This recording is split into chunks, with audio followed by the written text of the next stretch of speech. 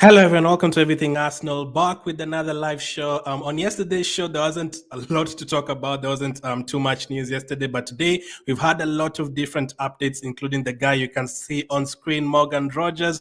Arsenal going to actually bring Morgan Rogers to Arsenal. That would be absolutely crazy. It's been added to the list according to reports. Arsenal are about to splash 45 million euros on a Greek talent, a 17-year-old. How good is he? We'll talk about it. The latest on Bata, the latest on a new head of scouting approach. We are going to get a new head of scout looking likely. Kiwior, Jesus, Tomiyasu, Tavares, a lot of different things to get through. So let's start with this one. This is the first piece of news today, and that is on Morgan Rogers. Arsenal have added Morgan Rogers to their list of attacking targets. However, any deal to acquire the player from Aston Villa would be costly. Now, this is not the first player we'll be linked to from Aston Villa. Obviously, we've been talking about Watkins over the last 7 months, but Morgan Rogers is the new name on the list. Now, this is a player I would absolutely want very, very quickly. I've been talking about taking Eze from Crystal Palace, but if you offered me Morgan Rogers from Aston Villa,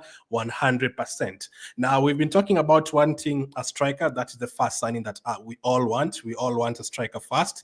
And then we all want a left winger second. That is, those are two positions that are non-negotiable. Like we have to get this summer. But the third option, there's been different choices from different fans. For the third signing, some fans want a backup for Saka. For the third signing, some people want someone to replace Odegaard. For the third signing, some people want a second striker to help out whoever you're going to sign in the forward position. And for other people, they want an attacking midfielder, someone who can play as a number 8 and also as a number 10. And that is what I'm also looking for as my third signing. If you're not able to get someone like an Eze, Rogers is 100% a player I would take. Now, the season that he had last year for Aston Villa was absolutely incredible. Now, in terms of the first thing that stood out for me from Rogers is the fitness. He was playing almost every single game from Aston Villa. Every time you think Aston Villa would rest a few players for the PSG game that they were playing in the Champions League, Rogers would start the Carabao Cup games, the FA Cup games, the Premier League games, the Champions League games. He was always fit and always featuring in every single game. And how many games did he feature in last season? 54 games. He played almost 4,500 minutes. That is a lot. That is a lot of game time that he got. And we all look for, numbers, the returns in terms of goals and assists. How many contributions can he get in the team? How many chances can he create? Last season for Aston Villa, he had 14 goals and 15 assists. I absolutely love players who can put up those numbers. If you ask me, do I want a midfielder who can get you 20 goals or a midfielder who can get you 12 goals and 8 assists? I would go for the one that will get you 12 goals and 8 assists. I want a player who can do both. And Morgan Rogers is definitely a player who can do both. We've seen it at Aston Villa last season. He joined them the previous season midway, where he played 23 matches. He played 23 matches, or he played. I'm not sure how many matches he played the previous season, but he did play for Middlesbrough half this season, and he also played for Middlesbrough and Aston Villa half the season until January, and then Aston Villa from January to May. I'm not sure I did that year, but last season he was absolutely incredible. And the versatility that he has, he plays mostly as an attacking midfielder, number 8, number 10 there. We kind of play a different formation from Aston Villa, but he can play both number 8 and number 10. But if you look at the positions that he's played, 23 in the attacking midfielder, 13 times as a right winger, 7 times as a left winger. That is a very versatile player that I would absolutely love at Arsenal. Now, he would be costly, as Gary Jacobs has said. It's not going to be an easy deal to do for someone like a Rogers. But believe me, if you got a striker, and then you got a left wing, and then you got Morgan Rogers, you would never ever hear anyone asking about forward players again. Though those are the kind of players who would absolutely change the direction of your team. We played against Morgan Rogers in the second game of the Premier League season last year, August, and he destroyed us in that game. That is one of the games that Partey was absolutely destroyed last season. Rogers against him, the second game of the season. I remember after we played that game, people are like, oh no, Partey needs to leave. We need to get another midfielder. After that, Partey played well in almost every other game. But that particular game, Rogers destroyed us. They were unlucky not to beat us. That is a game where I made like 2-3 amazing world-class saves, and we ended up winning the game. So if you have someone like a Rogers in the team, you can try different things. Last season, for example, if you had Rogers last season, if Odegaard doesn't play well, which he didn't most of the season, you can take him out and bring on Rogers. If we feel like Nuno is not ready or Nuno needs to come on for Saka, you can easily take out Odegaard and play Rodgers. You can start Rodgers and bench Odegaard in some other games, or some other games where we struggle to score, like Everton at home, Fulham at home, West Ham at home. These games where teams come and pack the bus against us, Ipswich. And believe me, there's going to be more games like that next season. You already expect a team like Burnley to come to the Emirates Stadium and do exactly the same. We don't want it to end 0-0. The reason why you had a lot of draws is because we have such a good defense. You don't concede a lot of goals, but you also don't score enough goals. So we end up drawing 0-0, 1-1, because no team is going to beat us, but you're also not going to score enough goals against those teams. So against teams like Everton at home, imagine you have a striker up front, and then you have a left wing, and then you have a right wing. Obviously, that is going to be Saka.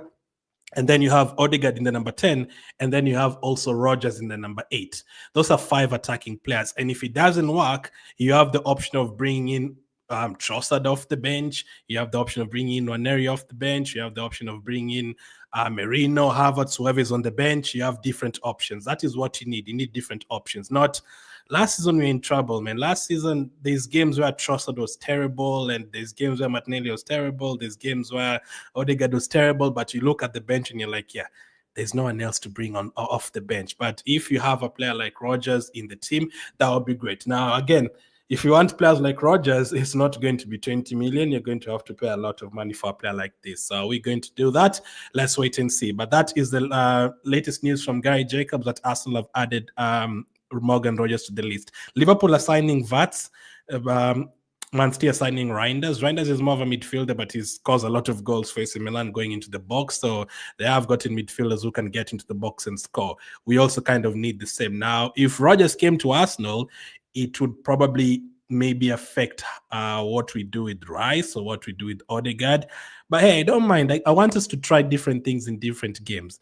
We don't have to play Partey, Rice, and Odegaard every single game. You can have a game where Rice is starting by himself in the 6, and then you have 2 attacking midfielders. You can have games where you rest Declan Rice and you start Partey and have 2 different number 10s up in front of him. You can have games where, Merino starts and you rest Partey and Rice. It doesn't matter.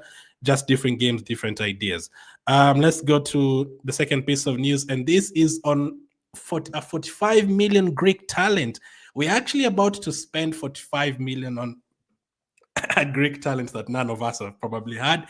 But this broke last night from Chris Whitley. Arsenal are in talks to sign highly rated Genk midfielder Konstantinos Karetsas in a deal that could rise to 45 million euros, including bonuses, according to reports in Greece. I don't think I'll ever say that name as well as I've just said it.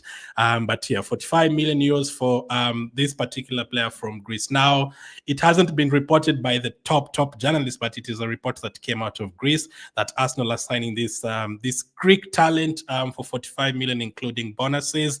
And we're not going to bring him right away next season. It's going to be like the Saliba deal.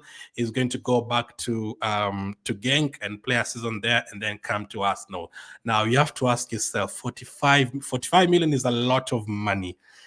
For a player who's 17-year-old, he has to be almost at Yamal's level. You're looking at someone who has to be like on that level for 45 million. Now, these days, it's not like back in the day where I used to hear Arsenal want a player, a 16-year-old, a 17-year-old, an 18-year-old for 30 million, and I'd be like, oh my goodness, why are we signing youngsters? These days, we actually see that youngsters can be very, very good. If you look at Yamal, if you look at Nwaneri, if you look at Lewis Kelly for us, these players can be very good. They can actually help your team. If we didn't have Nwaneri and Lewis Kelly last season, the season is even probably worse than what it was.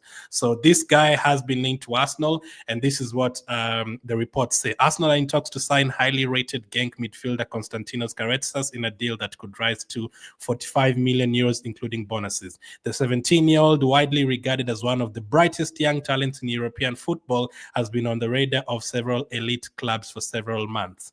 His standout performances in the Belgian Pro League have drawn attention across the continent. but it was composed. It was his composed display for Greece in their 3-0 win over Scotland in Glasgow earlier this year that significantly boosted his stock. Ghana's sporting director Andrea Bat has been instrumental in progressing talks and already enjoys a strong working relationship with Karetsas' agent, the same representative who oversaw Albert Sambi Lokonga's move to 2021. Hopefully, he's not giving us another player like Lokonga.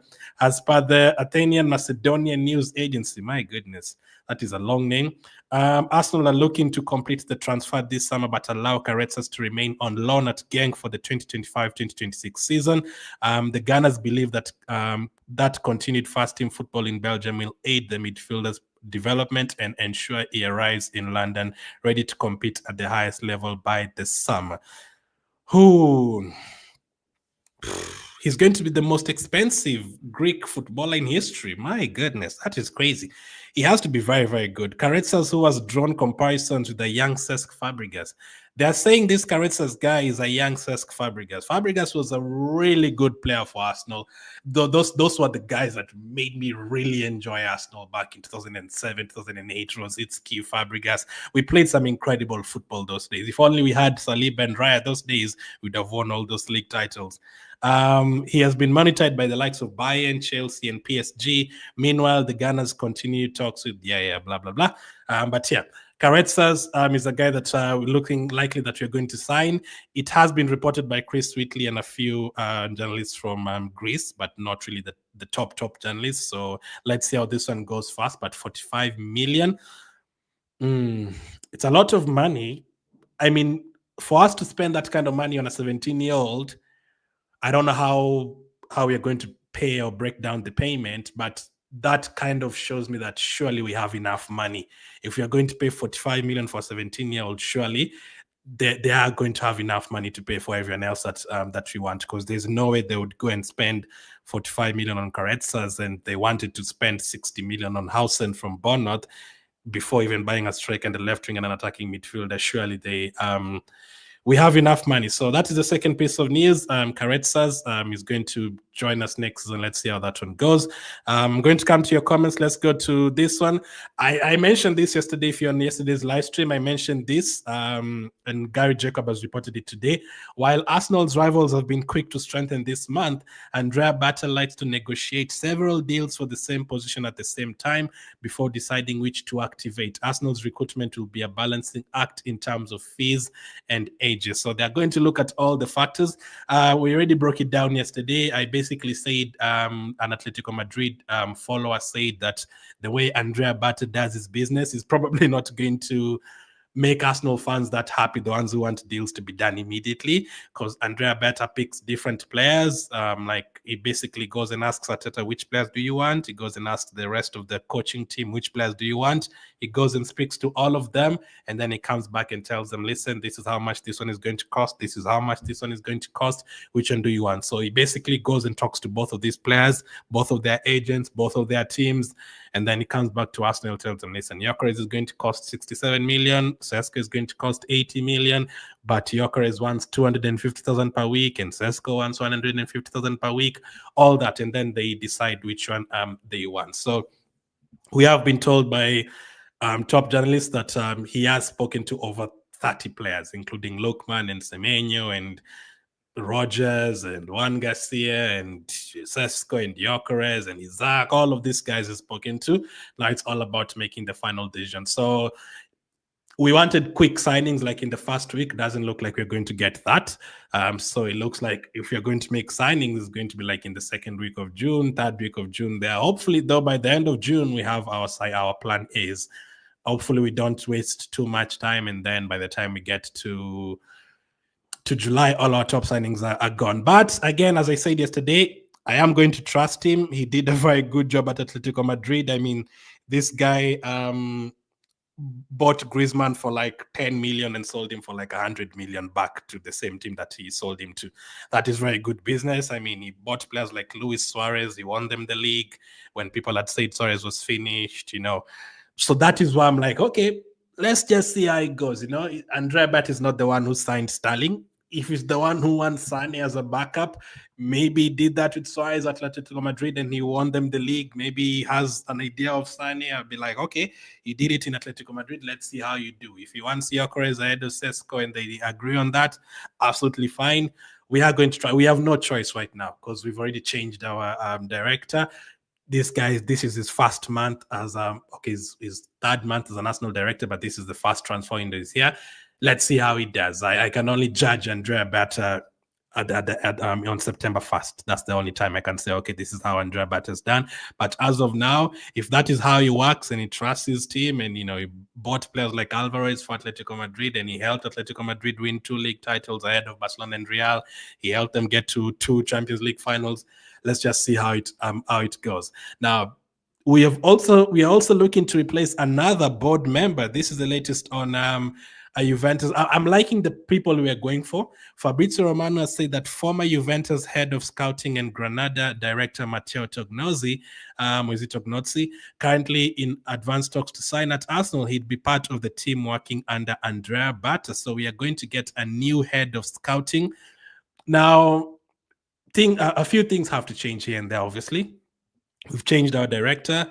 It's looking like you're going to change the head of scouting. The guy who was about to be our director recently left as well. The guy who was caretaker director recently left. I'm happy that things like this are changing because the last 2 transfer windows, some would say 3 or 4 transfer windows. I was okay with the Declan Rice transfer window. They haven't been great. And the truth is, for the poll, usually say, why is Ateta not doing this and doing that? Ateta is not the one who's controlling the transfer window. He probably will say, I want this player and this player, I don't want this player and this player. Fine. But when the names go at the top, that is Andrea Berta's work, and not just Andrea Berta's work. Andrea Berta has people like this that are going to work for him. There's a head of scout. How are we doing in the scouting aspect? How are we doing in the under 21s youth team? How's our under 18s youth team manager doing? All that has to be factorized, there's a lot of people working at the board and everyone has to be good. Yes, if your players are good and your manager is good, you probably will still win stuff even if your scout is not good. But if your scout is good and your manager is good and your players are good and your sporting director is good and all that, you're definitely going to win something. So we are getting experienced people in the board. So that is great. We've made a change in the sporting director, and Andrea Berta is bringing in a new head of scouting who I've not done a research on him that much, but from what I've seen, they said he did a very, very good job at Juventus. So let's see how it goes. Fabrizio Romano has reported it. So, and he has a lot of connections in terms of Italian news. So yeah, we are looking likely to get this guy at Arsenal. Let's see. I'll do some more research on him and see the people he got at Juventus and at Granada. But let's see. Let me come to a few of your comments and then go to the next piece of news. Rogers is a bully. He can handle the physicality. Yeah, for sure. He's an amazing player. I like the way he can get the ball in midfield, turn and run with it to the other side. He did that a lot last season. And I like players like that, players like him and Eze. I don't think we've had a player like that in midfield. Odegaard is a great creator. He knows how to cross the ball and to the final pass. He's very good at that. Sometimes he dwells too much on the ball. But some games, if you look at some games last season where Odegaard did not play well at all, you'll still see that he created like 7 chances in that game. And you're like, he created 7 chances. He didn't play well at all, but he created 7 chances. If you had a striker there, Odegaard would play badly and he'd still have 2 or 3 assists in that game.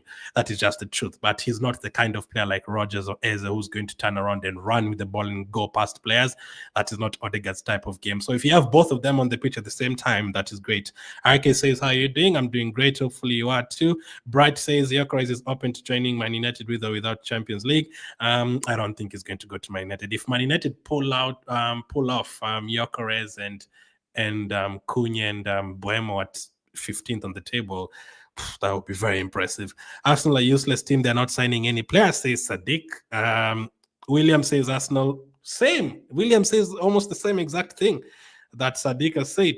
I wish I got the opportunity to ask Mikel and the recruitment team. I have so many questions that I would ask them concerning their strategy. I don't know why I feel their romance is too much, says I don't think you can say that about people like Bato. You have to wait and see how he does in the transfer window. We want to see more signings. We're tired of news here and there, says Abdul Rahman. It's a good target, by the way, but I wish Gunners to buy a striker and a left wing after that, and then they can buy Rogers, says Shook. So I put a poll on YouTube. You can tell me which one you prefer on Facebook. If you were told Eze and Rogers, who would you prefer between the two? Just type in one name, Rogers or Eze, who you would choose for the number 10, number 8 role in our team between the two. Let's see. The way Arsenal's romancing the transfer market, it can stress up its fans regretting introducing my son to Arsenal, says Davey. I always say, like, if you're not like, I mean, we've been supporting Arsenal for a long time. You know how the transfer window goes. If you're not, if it stresses you out in terms of this player and this player, Arsenal wants this player, I would just tell you it's better for you to just ignore all the news until like July, and then you come back and just check who Arsenal have signed, because yeah, I'd probably do that as well if I wasn't doing this. I'd just be like, nah, I'm just going to go on holiday for 2 weeks and then come back and see who we've signed. But yeah, we love Arsenal so much, so we are here daily looking at what we are doing. Big up, I'm new here. Thank you, Jordan, for being here. You're a Liverpool fan. Interesting, and things must be going really well for you. I need Sesko. His footages look nice, says Philip. Yeah, footages usually look very nice, but I prefer usually watching games. You see Marquinhos looked very good on YouTube, very, very good. And if you watch the highlights from Saliba, he looked a bit poor when he played for, I think it was Marseille or Nice, one of them. But yeah, great show. Thanks so much for the updates, bro, says Lawrence. I appreciate it. I'm going to come back to the rest of your comments. Let's do the next piece of news, and that is on Kiwior. According to Aizan Khan, the fact Arsenal are monitoring the situation of Dean Howson, who was signed for Real Madrid, shows that defense is an area of interest. Yes, yet it's not a pressing concern because Jakub Kiwior is expected to stay. Kiwior was earmarked for the exit earlier in the campaign, though his displays in the last couple of months deputizing for the injured Gabriel Magalhaes have given the hierarchy a rethink. This is according to Aizan Khan. Now, for me, even before Kiwior played against Real Madrid or PSG, all those guys, I wanted Kiwior to stay. I've never thought that Kiwior is a terrible player, is a useless player. No. Was I concerned heading to the Real Madrid game when we had Lewis Skelly and Kiwior on the left side? Yes, because Kiwior had not played enough games, and Lewis Skelly is a youngster, so it'd be a bit worried about playing against those experienced players that win the Champions League title every single season. But those performances that he had, incredible. Again, even before those performances, Kiwior is someone who's always fit. Kiwior is someone, when Saliba got injured in the 22-23 season and Holding came in and didn't play well, Kiwior played for us on the right side of Gabriel, a left footer playing on the right side. The previous last season, 23-24 season, when Zinchenko and someone else were not there, Kiwior was playing as a left back for us against Bayern Munich, against FC Porto in the Champions League. And this season, when Gabriel is not there, he debutizes for Gabriel. So 3 seasons, Kiwior has played in 3 different positions for us: left back, left center back, right center back. And I can count the mistakes he's made on one hand in three seasons, which is not bad. I remember Sculacci very well. I remember Sylvester very well. I can tell you 20 mistakes that they made in one season. The mistakes that Kiwior has made are very, very few. I know he was destroyed by Sane against Bayern Munich when he was playing at left back. I know he passed the ball back and Bournemouth went and won a penalty and they beat us 2-0 in that game. There's very few. You can count maybe 3 or 4. Maybe he was lucky a couple of times against Real Madrid and he gave the ball away to Mbappe. But defenders will make mistakes. I don't expect the season to end and a defender has, a clear season, a clean season, no mistakes, no errors, nothing at all. No. Even last season, you can count 2 or 3 mistakes that Saliba made. Even at the beginning of the season, you can say Gabriel should have defended better against Brighton. Every single player will have mistakes here and there. So I don't expect it to be a clean record. So Kiwior I would definitely keep. I'm sure most of you would agree. So if Kiwior stays, are we going to sign a defender? I don't know. If Kiwior stays, do I think we still need a defender? Yes, but I would sign that defender like the last signing in August after we've already gotten our third signings because of the injuries. If everyone was fit, we wouldn't need a defender. But because Saliba is currently injured, Gabriel is currently injured, Timber is currently injured, Tomiyasu is currently injured, Calafiori has been injured a lot, Ben White has been injured a lot, Lewis Kelly is a midfielder, Zinchenko is leaving, Tierney is leaving. Yeah, those are not enough defenders if you look at it that way. If everyone was fit, then fine. But because of those injuries, I think you need another backup there. But Kiwior, I don't know if he's going to stay. Does he want to stay? Napoli want him. If Napoli tell him come and play every single game, we just won the league. Lukaku is playing well. McTominay is playing well. Gilmour is playing well. We are signing De Bruyne. He's probably going to want to go there, but hopefully we can keep him for at least another season. And if we are going to sell him, make sure we get good money for him. I see Liverpool and Man City selling backup players for 30 million, 40 million. Kiwior has to be the same as well. We cannot be selling Kiwior for 15 million when Liverpool is selling a player who's never played for like 30 million. And Kelleher, backup goalkeeper, is going to go for a lot of money as well.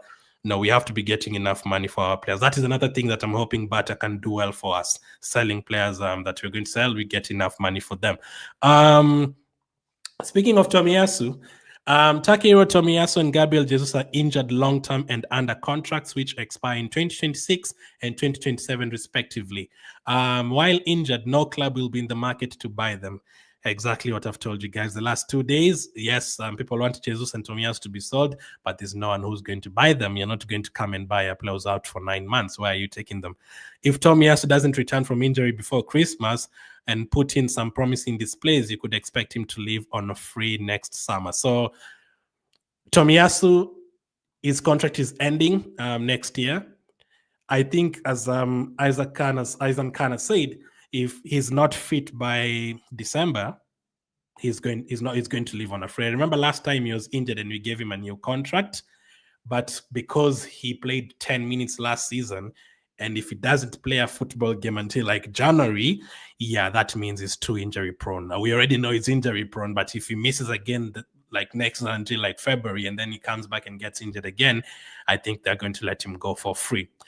It's so sad for Tommy because I still think, Timber has emerged nowadays, but Tomiyasu was our best one-on-one defender. If we wanted a defender to mark Salah, he's the one. I remember him playing against Salah someday and he marked Salah out of the game. I think we drew 0-0 or something in that match. Tomiyasu is like our best one-on-one defender. We still have the best defensive record over the last 2-3 years. I'm imagining if Tomiyasu was fit and Ben White was fit and Gabriel remained fit and Kiwior stayed and all these guys remained fit, we would probably concede like 23, 24 goals in a season if all of these guys were there. Our defense is really good, but the injuries always affect us as well, especially this past season. But for Tomiyasu, it's just unfortunate, man. The injuries have been following him around, but I still think he's one of our best defenders, one-on-one defenders, but unfortunately, his injuries are too much. But we are not going to sell him because there's no one who's going to buy him. Jesus, what about Jesus? With Jesus, it's more tricky. You'd envisage that the club will hope he performs well next season to increase the likelihood of getting a decent price for him in January or the summer of 2026. So Jesus still has 2 years to go on his contract, but he's not going to be sold today. Once again, just the same as Tomiyasu, another player who's injured a lot, and his injuries are serious ones. ACL injuries, 2 ACL injuries in the space of 3 years. That is crazy because after the first injury, you could see Jesus could not move the way he used to move. Now after the second one, I don't know if he's going to be able to come anywhere close where he was in 2023 season. Remember when Jesus came to Arsenal? Those preseason games against, I think it was Orlando, and I think he scored a hat-trick against Sevilla in preseason, and then the 2 goals against Leicester, and then I think he assisted against, I can't remember the game, but he was very good. I remember against Bournemouth away, we won 3-0. I think Saliba scored. Odegaard scored in that game. Jesus was very good in that match as well. Basically, when we signed Jesus for the first 7 months, he was really good. I was thinking, man, this guy is absolutely incredible. And I remember the game against Sevilla last season. The funny thing, last season, not this past one, the other one, Jesus was our best player in the Champions League. Those games against Sevilla away, even Bayern Munich, he's the one that made the score in that game. Jesus was very good, but the injuries again are too much. So, do I see him reviving his Arsenal career?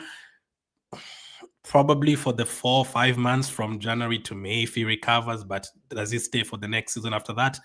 I don't think so, man. So I think we are going to sell him next summer, but right now we can't sell him because he's injured. So that's the latest on Gabriel, Jesus, and Tomiyasu. They're going to stay. The only concern with Jesus is the money that he gets paid per week. So that affects us. If Jesus was not an Arsenal player right now, maybe we are able to get another forward player easily. But because his wages are so high and he's injured, it's quite sad. Lastly, let's go to Tavarez. What's the latest on Tavares? Arsenal have confirmed today that the club Tavares has joined Lazio on a permanent deal, and then they say thank you for everything and best of luck for the future. Fabrizio has also given us the feed. Lazio confirmed they activate 9 million euros. I feel like it's too little, but yeah, we already had an agreement before to join on a permanent deal from Arsenal. So we already knew Tavares was going to leave.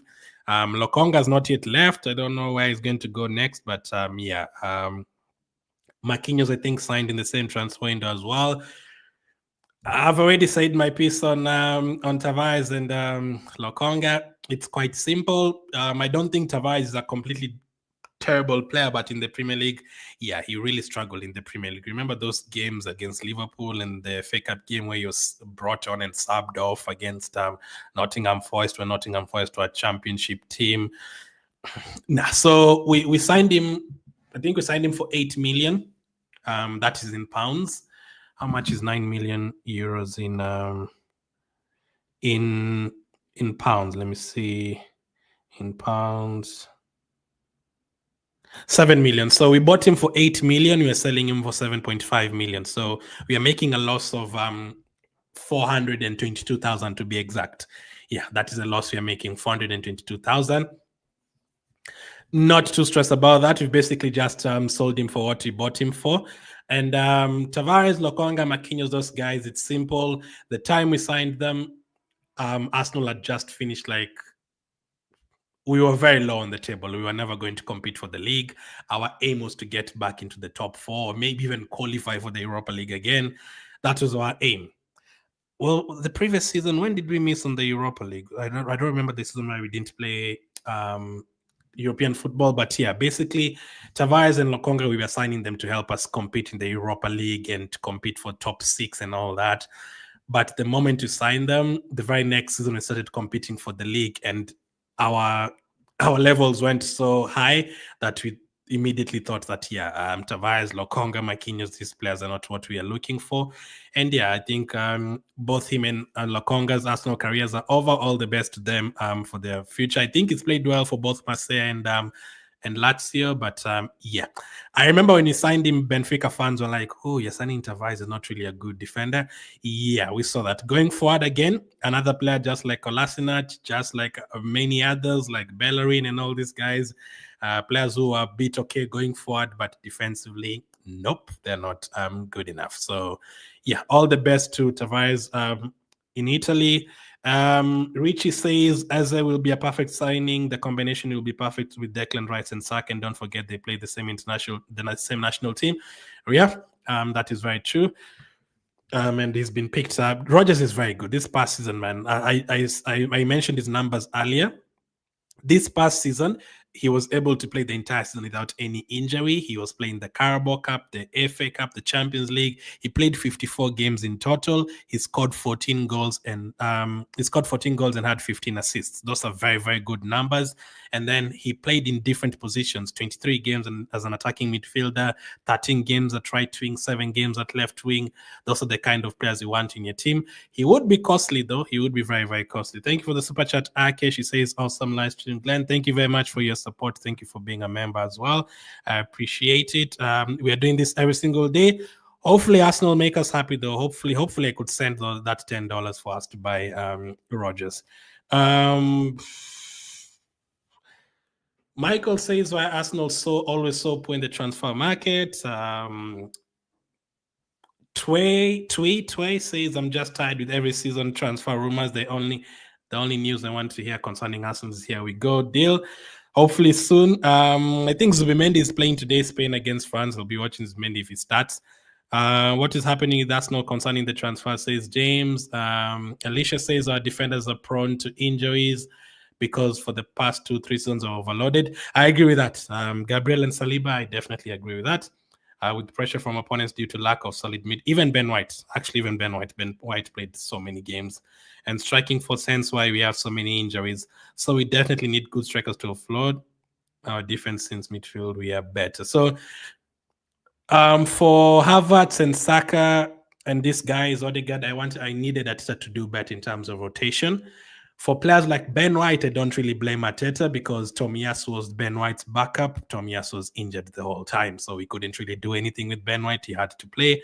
And kind of same with Saliba, man. The backup was holding for a couple of seasons. Gabriel maybe should have done better because Kiwior has been there. And but for Ben White and Saliba, I don't think we had any option. Usually defenders play a lot of games. If you look like at Van Dijk and those guys, they play every single game. But for this, I don't have a problem with the Gabriel and Saliba playing 37 out of 38 Premier League games. No problem at all. The problem which I have is we usually don't have enough players, and we are playing Gabriel against Preston and playing Saliba against Bolton.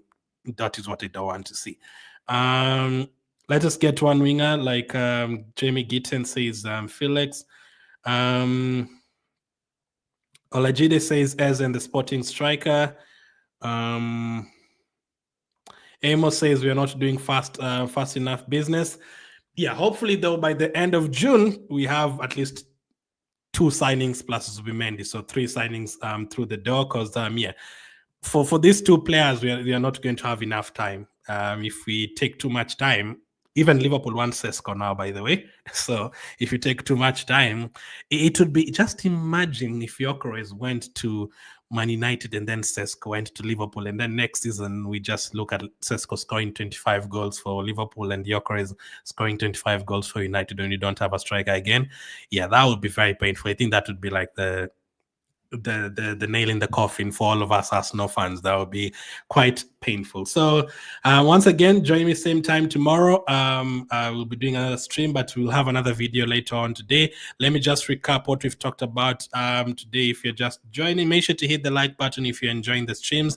I just remembered, let me check the result of Eze and Rogers in the chat. So this is what we've said. Gary Jacob says Arsenal have added Morgan Rogers to their list of attacking targets. However, any deal to acquire the player from Aston Villa would be costly. That is what Gary Jacobs has reported. Arsenal are in talks to sign highly rated Genk midfielder Konstantinos Karetsas in a deal that could rise to 45 million euros. That name sounds really good, man. Try and say that name, Konstantinos Karetsas. Oof, that's a very dope name, including bonuses. So this is a 17-year-old promising talent. You're going to pay 45 million to Genk. He's not going to join us this summer. He's going to go back on loan and come back the next summer. Gary Jacobs has also said that Arsenal's rivals have been quick to strengthen this month, but Andrea Berta likes to negotiate several deals for the same position at the same time before deciding to activate with this cup of coffee there. Former Juventus head of scouting and Granada director Matteo Tognozzi currently in advanced talks to sign at Arsenal. He'd be part of Andrea Berta's team. This is according to Fabrizio Romano. Eisen Khan says the fact Arsenal were monitoring the situation of Dean Howson, who was signed for Real Madrid, shows that the defense is an area of interest, yet it's not a pressing concern because Jakub Kiwior is expected to stay. Unfortunately, Tomiyasu and Jesus are not going to be sold because of the injuries. Tomiyasu might end up leaving the club next season on a free, and Jesus might be sold next summer. And then finally, Arsenal have confirmed that Tavares has joined Lazio on a permanent deal. That's the latest for today. Thank you for watching, and I'll catch up with you guys on the next one.